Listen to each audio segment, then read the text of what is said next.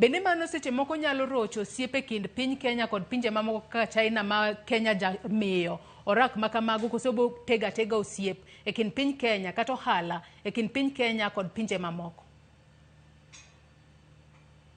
Joyce erokamano kuom penjono. Adwa wacho ni in international relations, all interested parties kao gima ginyalo timo.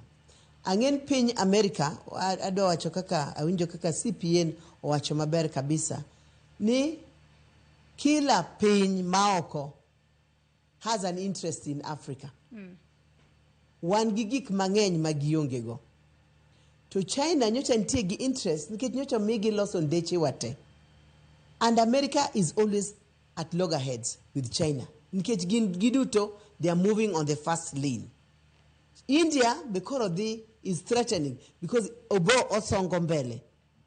And these countries also make the G7.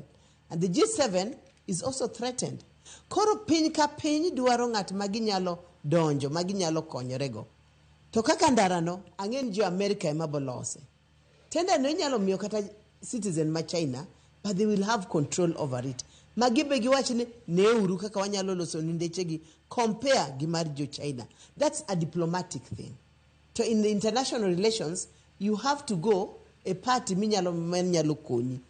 Gimoro madwa kwere studio kaka poka wacho. Awinjo kodoyo widi owacho ni nitie gik ma America nyalo timo Kenya mok ginyal timo thurgi. That is a slave mentality. Mano kwecho mentality. We have to sign memorandums as equal partners.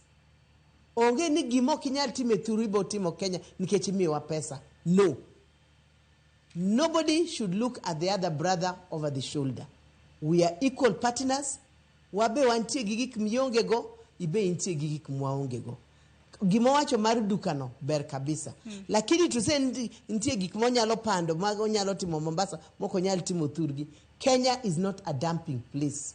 Mana tamore kodi odoyo widi. Lakini, we form a business partnership.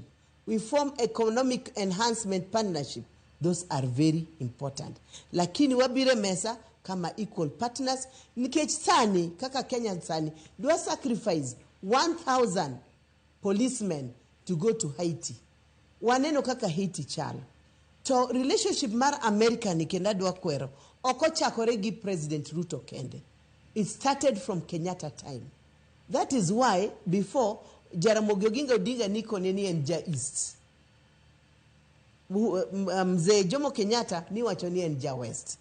The relationship continued under Moi.